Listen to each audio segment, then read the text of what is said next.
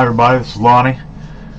This video is about these little boxes, display pieces or whatever you want to call them, and how I make them up.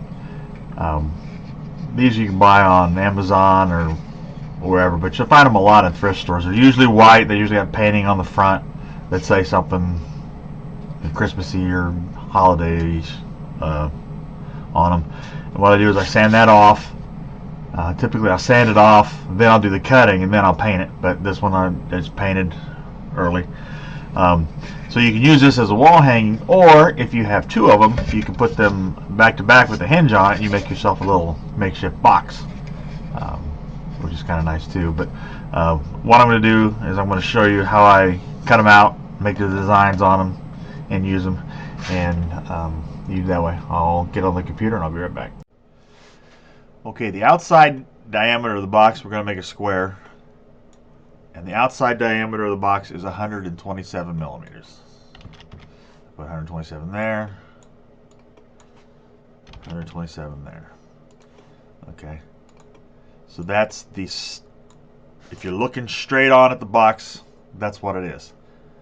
Now if you flip the box over, there's a recess in the back, and we need to know what that recess is. It's 113. So make another box, 113 by 113. Okay. So if you take those, put them close to each other, align the center, align vertical.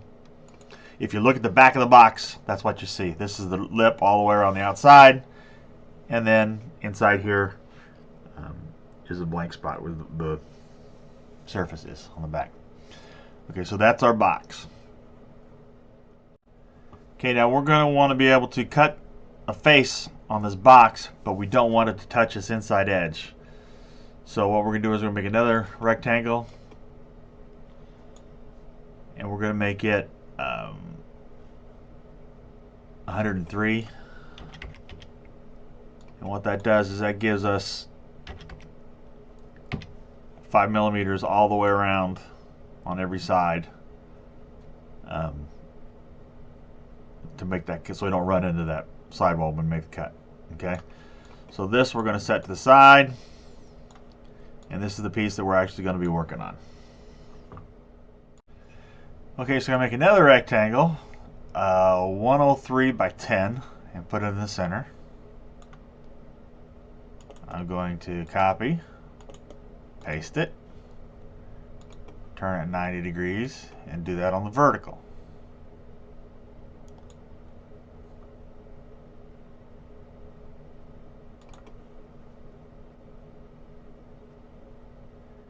Now what I'm going to want to do is move my container box aside. So those are the crosshairs that go inside that box. I'm going to highlight them. I'm going to merge and merge graphic shapes. So that makes it a solid piece. Put square back if you want. Okay, so now I need a place to put whatever image I'm going to make.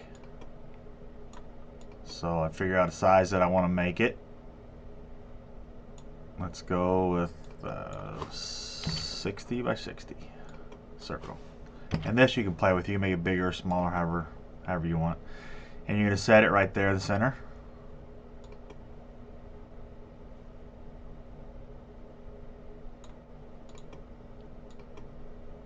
And I'm going to take my square away. And when that's all centered up like that, highlight both, merge, make it a solid piece. Okay, now I'm going to bring the square back to it, put it on it. And when my pieces all together like that, I'm going to highlight them all. I'm going to merge and subtract. Now what I've done is made it so that these 4 pieces are going to cut out from my square over here and leave me this piece here in the middle to put my graphic on, if that makes sense. So what you're going to do, you can grab those all, bring them over, center it vertically and horizontally, and that's what your piece looks like. Okay, let me throw something in the machine and I'll be right back. Okay, at this point you should take this file and save it as something so you can find it later. Now I've put a piece of that green box, I put it in the machine. I want to hit refresh, and then it's going to show me the box in the machine. I want to take this whole thing, I want to set it on top of the box. And you'll see the sizes just don't appear to line up, but we'll fix that in a minute. Okay, I'm going to hit autofocus.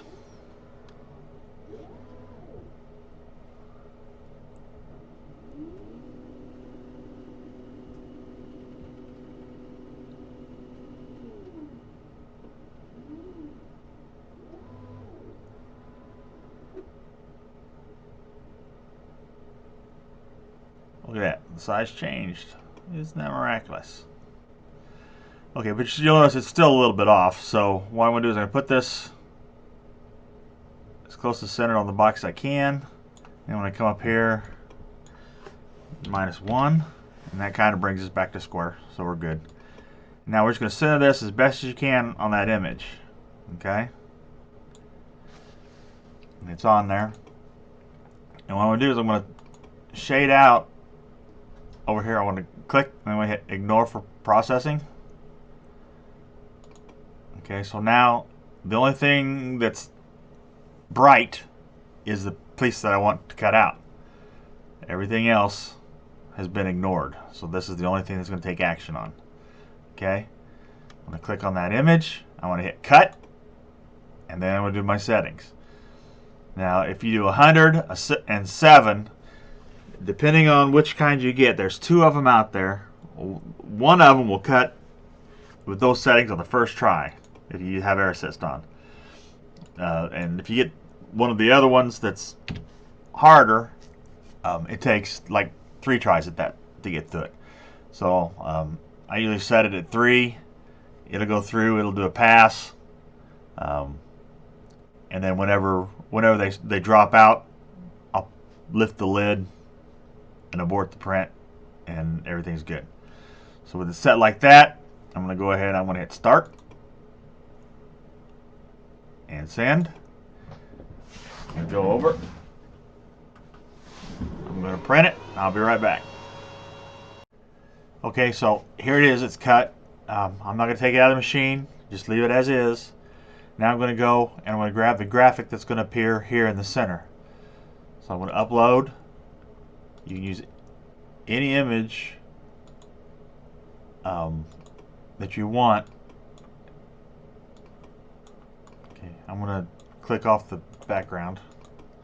Use any image you want. And what I'll do is I'll just search silhouettes on the internet and get anything that's a free image. Bring it over here, change the background to clear, and then hit contour. Once you've hit contour, you don't need the image anymore. You just want the contour. That's what's going to be cut out. You size it to where you need it.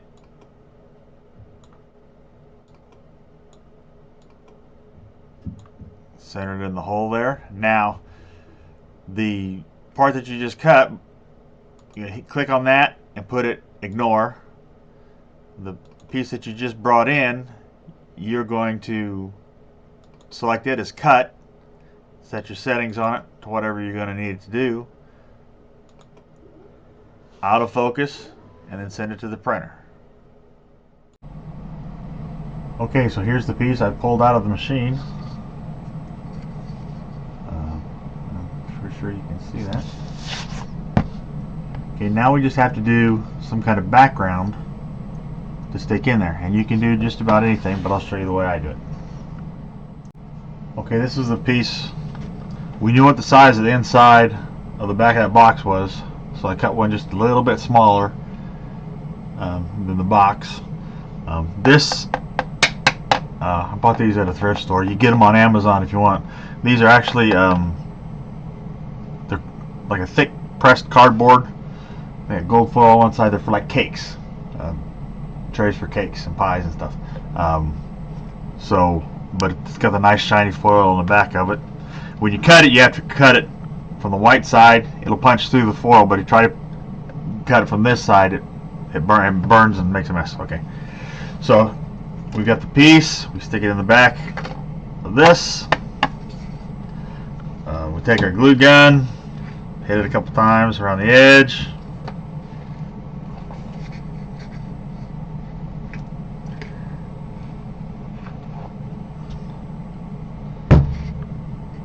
And there you have it.